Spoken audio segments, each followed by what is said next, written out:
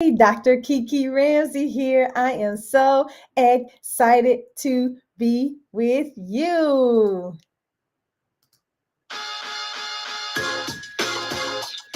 Yes, come on in. Come on in. Come on in. Come on in. Come on in. Tell me where you are viewing me from. Where are you located at? I am excited to see you. Come on, come on, come on in. We have a very important important topic to talk about today, but let me go ahead and bring us on in properly. Come on in, let me know where you are tuning in from in the chat, and after we're all said and done, I'm going to make sure I go back in all the chats and answer your questions about this very important topic that we're going to be talking about today.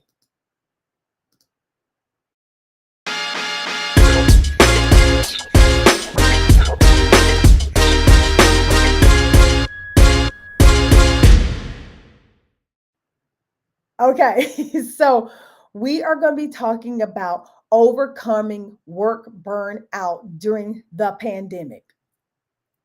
Hello, somebody. Hello, somebody. I see your hearts come on. Listen, this is a very important topic. As a executive coach to many in several organizations, we see work burnout all the time. I mean, I feel like, especially during the pandemic, I have been talking about work burnout and helping my clients really overcome and combat work burnout. So here's the thing: some of you may have experienced stress. Like, we all experience stress during our work day. I mean, it's just what it is. I mean, especially now that we are at home and working virtually, we all experience a level of stress.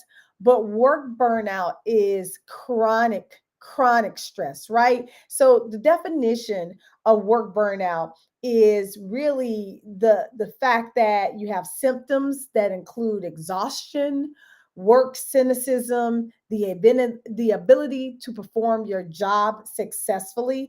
That's what really work burnout is, and it's this chronic stress that continues to persist. Right, it's a persisting stress.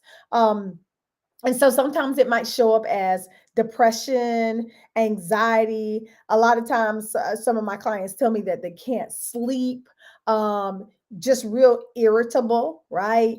Men, it shows up in men a little bit different. They get real cynical. Women, we get just emotionally exhausted. Like, we are just like, have you ever said to yourself, I'm done. I am so done.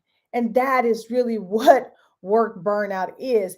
And as a matter of fact, most people don't know, but the World Health Organization actually included this as a medical diagnosis, right? So you can literally go to your doctor's office and get a medical diagnosis for work burnout, right? And and it's hard. It's hard because we're at home. A lot of us are at home during the pandemic. And as an executive coach, I've seen this skyrocket in my clients. I mean, like, literally skyrocket. Thank y'all. Come on in the chat. Thank you. I've seen this like skyrocket in my clients, and I feel so sad sometimes because I know that there are amazing employees, amazing leaders within their organization, but they're dealing with so much on their shoulders. I mean, even myself, as the CEO of the Positive Psychology Coaching and Diversity Institute and my other company, Kiki Ramsey, I find myself getting stressed out as well. And I can remember when I was at this other company, earlier on in my career, and I was a social worker.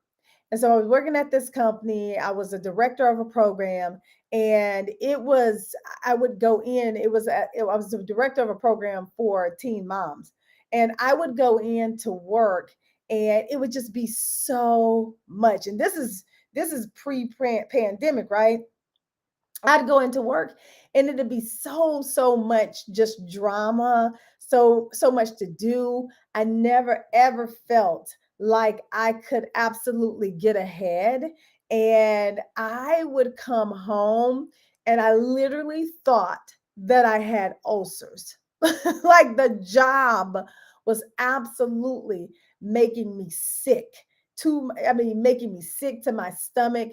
And when you know that you don't want to get up in the morning time, or whenever it is that you go to work, when you don't want to go to work, when you dread going to work, then chances are you might have burnout.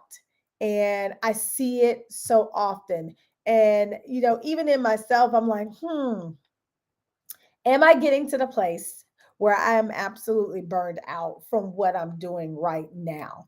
And I know a lot of us actually do that. So when I was at that job, I and I wasn't the only one, right? And so you can also see this in certain jobs, like really high stress jobs, right? You can see burnout that happens even faster. And so when I was at that job, I was like, oh my God, I don't know if I'm going to make it. I'm going to make it in this job. And ultimately I didn't make it. And I'm going to give you some strategies to actually deal with work burnout before we get off of here today. But I absolutely didn't think I was going to make it. And I didn't, to tell you the truth. I didn't make it because it was just too much, right? So now, right, we're in a different situation. We're in what we call the pandemic. And honestly, we've almost been here for almost 2 years. So think about this. We've been in a state of shutdown. We don't get to do what we used to do. No longer can we go to work all the time. Like, I know that a lot of the leaders that I deal with, they are working from home. I have very few at this point who are actually working in the office. Some do go into the office because they do like to get away and not be at home all day because of the isolation, right? And so what in all of my work, my research is that the one thing that is causing a lot of work burnout is the fact that we are working from home and we don't have that socialization that we used to have. And what is happening is that a lot of people are seeing that social connection that they used to have, which is now lacking because all we do is look at each other on these little boxes that you're looking at me on right now, right? We're all in just virtual. The connection the connection is absolutely what we are missing right now. And even if you're not like an extrovert, or introvert, whatever, it doesn't matter. The connection is what we were missing. And what I think is happening with this whole great resignation, in terms of what I'm seeing, is that no longer do we have this, human connection that we used to have in our organizations. So therefore the spotlight is now more on the job itself, right? The work that we actually do. And what people are coming up with is that the work itself is just not fulfilling enough to keep me here, right? The work itself is really stressful and it's a lot, right? It's a lot. I can remember before the pandemic and as it started, all these employers were really super scared that there was going to be less productivity at home, right? When people went virtually, they were like, oh my God, this is, my work is not going to get done. It's the opposite. It's the opposite from what I see with my clientele. So much work is getting done that there are no more boundaries. Okay, yes, boundaries. There are no more boundaries. You mean some of us are working from our dining room tables, from our bedrooms, from our basements, from our couches, but we're constantly working. So let me ask you this question. Have you found yourself at 9 o'clock at night checking emails, answering emails? I know you have. Have you found yourself waking up super early to check emails, or even super early to hop on a work call? Would you have done that if you were in the office, right? Now, of course, some professions are in the office or are working, right? I mean, if you work in, management in terms of restaurants and different stuff like that, you're still in the office. But I'm talking for a lot of people who are actually working from home virtually. I'm seeing the most burnout in those clients, right? Because we don't have any boundaries anymore, right? And so work is really, really enmeshed with your home life. Right. And I've seen it for myself, right? I've even seen it, my kids come home and I'm like, give me a minute. Give me a minute, baby. I gotta send off this one email real quick. Oh my God, I forgot this email. Oh my God, this person requested a meeting. Let me respond. We're doing that. And if we're doing that, we never feel like we're getting ahead. I know I love to-do list. I'm a big list person, right? And a lot of times I try to chunk and block my schedule and all those things to be productive, right? These are all these tactics to be super, super productive. But that list never stops growing. And so I feel like sometimes, tell me if you feel like me, right? Like, let me know if I know I'm not the only one. That list, soon as I mark something off, I'm adding two things, right? I can get one thing marked off and add two or three things in its place because it's never ending. So if that's you and you feel like you are just, burnout, and there's no way to overcome this, there are some ways, and we're going to talk about those, but you really have to, right? You really, really have to understand that it's going to take you stepping out of your comfort zone, right? And here's the reason why I say that, because I work with a lot of clients who are very, very, very great at what they do, right? Great at what they do. And the fact that they can't do all things bothers them. And I get it. I understand it. When you are a highly functioning, very talented leader in your organization, the fact that you would be experiencing burnout and can't get some of the work done or can't do all the things like take care of your kids and take care of your family and do all these 50,000 reports and answer all these thousands of emails and be all in all these Zoom meetings, Teams meetings, all this all day long. It's hard for you to wrap your head around the fact that you can't do this, but nobody was meant to. Nobody was meant to. We have a certain amount of energy and we can increase our energy, but yet and still, we can't be all things to everybody all the time. Nobody can be on 24 hours a day, period. You just can't do it. Not physically possible for you to be on 24 hours a day. You need to sleep, you need to rest, you need to exercise, you need to do all these different things to keep your body healthy. So you cannot be on 24 hours a day. You just can't do it. Thank you. Thank you. Thank you guys in the chat. And so, since you cannot be on 24 hours a day,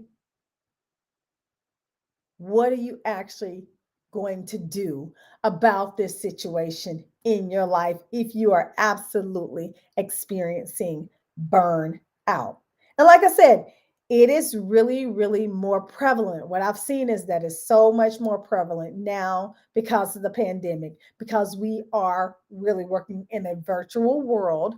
And not to mention, if you're anything like me, you are tired of being inside, right? You're tired of not being ever able to go anywhere. And you might even be at the point where you're like, forget about it. I'm going out to dinner. I'm going out to dinner. That was me last weekend. I was like, you know what? I'm so freaking tired of being stuck in a house. And see, for me, it's even more interesting because I have young children, I have toddlers in the house, and they have not been able to be vaccinated and stuff like that. And so I am super, super cautious, right? Because I have toddlers and I don't want them to, to get sick, right? And so, but I was just like craving that connection and that interaction. So guess what I did? I went out with a girlfriend to dinner. And it was the best time ever, right? It was the best time ever because I needed it. I absolutely needed it. And so you may be feeling the same way as it pertains to just, being so stressed out that you're just like, forget about it. Forget about it. Well, I want to share with you just a couple ways that I've been able to, help and walk some of my coaching clients through just overcoming burnout. Um, and it has worked for them. But I'm going to preface this by saying you have to be willing to put some of this work in, um, and overcome your what do I want to say? Overcome your thought process as it pertains to just who you are intrinsically. Burnout has nothing to do with your performance, like who you are. I know you're an amazing leader. Like, like I know it. You're not a slacker, right? And that's something that you're gonna have to rectify in your own mind is that you are still amazing leader, even though you're feeling burnout. And you're feeling burnout because you are human. How many of y'all human out there? Right? Let me see your hands. Let me see your hearts. Right? How many of you are human? Me. So let me ask you, are you allowed to be human? Are you allowed to not be on 24/7 and 7 days a week? You are. You are. So here are a couple things that you can absolutely do for yourself as it pertains to burnout. So first of all, I want you to recognize that you burned out. And I want you to admit it. We're like at Burnout Anonymous, right? Burnout Anonymous, okay? And so I need you to recognize that you are burned out, right? I have this saying, and I think it is so true. I think it's so true in so many different settings, especially in our world and in our country, is that you first can't tackle what you won't acknowledge. You can't tackle, you can't solve what you first won't acknowledge. Acknowledgement is the first thing that you absolutely have to do, or else you're going to continue to go down this path of being burnt out. And listen, burnout leads to so many different things because burnout leads is chronic stress, and chronic stress can lead to heart attacks, heart disease, anxiety attacks, panic attacks, all this kind of stuff, all these really serious medical issues that burnout can actually lead to because it is actually chronic stress. And so we don't want any of that. And so first of all, you have to acknowledge that you have burnout. And like I said in the beginning, I know that this is hard for some of you. I get it because you're high functioning, you're high potential, you're all these amazing things. And the fact that you can't handle everything that's on your plate really gets to you. And I understand, right? Because I'm that kind of person. I feel like I can do all things sometimes, right? Like, I had a friend tell me the other day, she's like, you just do too much. Your schedule is too full. And I'm like, I agree. I agree. And I'm going to try to do something about it. Right. I agree. And I'm going to try to do something about it. And so I realized that my schedule was just entirely too packed. Like it's just too much. There is no way that you can literally do this on a real consistent basis, meaning go to a meeting every hour on the hour until nighttime. No. And if that's you, cut it out. Cut it out. We got to support each other, right? Like we have to absolutely support each other. So if you are feeling burnout, I want you to sit down and have a real conversation with yourself or have a conversation with your executive coach and let them know what's going on so that they can help guide you through what you're dealing with in terms of burnout. And that's what I do. I try to help my clients go through this in a manner that's going to be serving for them so that they can be great people and also still great leaders within their organizations, right? So make sure you put your questions in the chat. I'm going to answer them after we are all said and done. So put your questions in the chat, right? Put your questions in the chat, put your scenarios in the chat. So first, you got to acknowledge that you are burnout. You've joined Burnout Anonymous. So the next thing that you're going to do is you're going to take some time off. Yes, I said it. Time off as soon as possible, ASAP, right?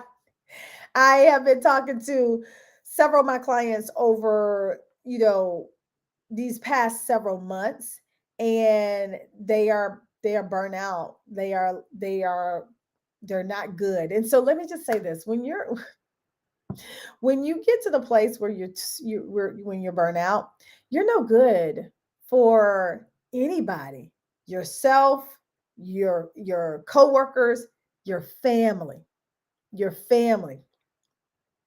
When I was burnt out, I literally was not a nice person. And I really consider myself a nice person, right? I consider myself a nice person. I consider myself a positive person. And I wasn't nice. And I wasn't not only nice to just like, people who were outside of my family. I was not nice to people who are in my family. As a matter of fact, my family got the brunt of the meanness, right? They got the brunt of the attitude and the cynicism and the this and the that. And I'm like, this is not who I want to be. And I certainly don't want to be this mother to my children, right? I certainly don't want to be that to my kids. And so I literally had to step back and be like, oh my gosh. And then for my clients, I have to say, listen, you're not being productive. When you burn out, you are absolutely not productive. And I say, you have to take some time off. And so I'm gonna give you this lovingly suggestion, which is take some time off immediately if you can. Go to your manager, your leader, your boss, whomever, and if you are the boss, I mean, definitely you got to just, schedule some time in. And so you might say, Kiki, I get what you're saying, but I can't take no time off. That's an excuse that you're telling yourself. We learn how to do all the things that we need to do, and this is one of them. You don't have a choice, because let me just tell you, if you keep going at this rate, you are going to spiral out. And here's what I've heard, right? Like I was talking to a client recently, and they got sick. They literally got sick. Their body said, hello, I done told you to slow down. I told you to slow down. And so since you don't want to listen, we sick now. We don't feel good. And they had to literally take a sick day, a couple sick days, because they got sick. I mean, it's your body is going to tell you. Your body is absolutely going to tell you. You will wake up, you might feel good one day. In a sense, when I say feel good, that's all relative, right? But you might be, go to work one day, and the next day you wake up and you're like, oh my God, what has happened to me? Your body said, slow down. So here's what you need to do. You need to take some days off. You literally need to take, mental health day, whatever you want to call it, sick day, whatever, however it works for you. Take a couple days off. Unplug and unwind. If you can, cut the phone off. Do something to veg out. Like I personally, I don't get to watch a lot of TV. And so when I do, I like to just veg out on like some of my favorite shows that I would watch if I were to get to watch TV all the time. But really, saying do something that doesn't take a lot of brain power. And maybe it's cutting off social media as well, right? Maybe it's that as well. Because a lot of times our brain can't disconnect when we got all these messages and pings and da da da da. and try to literally disconnect from work. You cannot take time off and still be working. That defeats the that defeats the purpose. It defeats the purpose of you actually taking time off. So take some time off and literally unplug, unplug, read a book, listen to a book, watch TV, play with your kids, have dinner with your spouse, right? Like literally unplug to get your mind off of work and get some freaking sleep, right? Get some rest. My idea, so it I love vacationing, right? Haven't been on one in a little while, but going soon, going soon. Very excited about that, right? And my idea used to be we go during a vacation, right? Like I'm that adventurous person. I want to go zip lining. I want to, I want to do all these things. But now, as I've gotten older and wiser, I just want to sleep.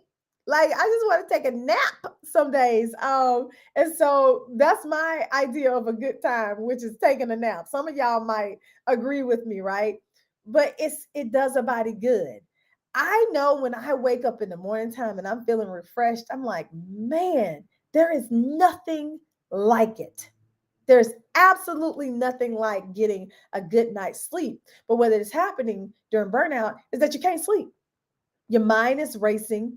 You're probably thinking about that report that you got due, that emails that you gotta you know answer. All of these things you're thinking about. So your mind is racing at night, and so you can't sleep. So you need to cut off and unplug from work, right? Unplug from work. I'm gonna say this, and then I'm saying it lovingly, and I know it. The job is going work gonna be there when you get back. It's gonna be there. So why stress about it when you go? It's gonna be there. And I'm not saying this to be like, oh, Kiki, my work is important and I got to do it. It's important. Yes, work is important. It is, but you are important as well. And if you don't begin to put yourself first, you ain't gonna be able to go to work, right? And trust and believe they gonna find somebody else to replace you at some point. Really, they will. So you have to do what is going to be best for your health. And if you're not willing to do it, I call that selfishness. Mm, ooh, Lord, I think I'm hitting a chord for somebody, right? Don't be selfish, right? You need to take care of yourself and your health so that you can be good for yourself, for your family, and for your job. Because if you don't take care of you, it's like that whole analogy that they always talk about when it comes to a plane. Put the mask on yourself first and then your child, right? If you don't put the mask on yourself first and you put the mask on your child and then the cabin pressure just depletes, you dead. Now you have left your child without a parent. Put that into employment. If you don't put the mask on yourself, but you do everything you can do to do that report, to answer that email, and then you have a nervous breakdown or you just, whatever, heart attack, whatever, so you dead. So now you can't go to work because you ain't even alive. Right? It might seem funny, but it's true, right? Like we have to stop being selfish and start being self-love. You need to start loving yourself enough to put yourself first when it comes to your health. And if you burn out, you need to take some time off. And then, one of the last a couple things I have is that I want you to try to reconnect to why you started that job in the first place, the passion that you had for that job. I have a saying, I don't know if you can see it over there. I have it everywhere. Do the work you love and love the work you do. That's one of the things I say all the time. I really want to help you do the work you love and love the work you do. So having passion and purpose for what you do is super important. I think it is. And I think it's one of the one things that actually keep you in your job.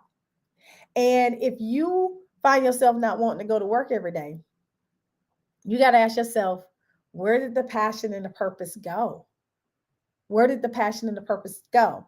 And if burnout consists, then you might need to find another job. Now I know some employers might be like, "No, Kiki, do not say that." I'm only telling the truth, right? When I was burnt out, I tried to stay as long as I could, but it never got better. And I wasn't willing to live in a consistent state of exhaustion and depression and cynicism, criticism, meanness. I wasn't willing to live my life that way. I just wasn't willing to do that.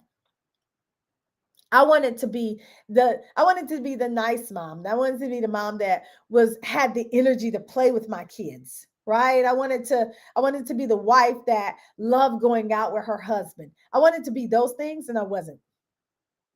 I wasn't. And so I had to sit down and say, this is not this number one, it ain't fun no more, right? Because I started it because I'm like, you know what? This is fun. I love doing this, I'm saying, this passion. But then I said, I'm not finding my purpose in this anymore. I'm not passionate about it. And the stress is absolutely overwhelming. And it ain't stopping. It's not stopping. And so some of you, if you can't find that, you might have to find another job. And I know that might seem scary. I get it.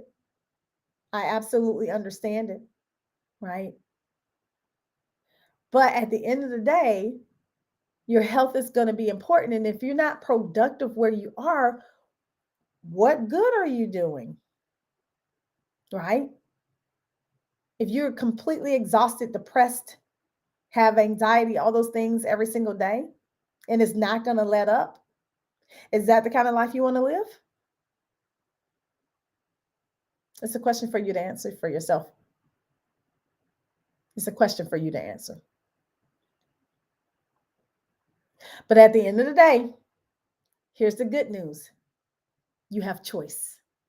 You absolutely have choice. You can choose to be happy.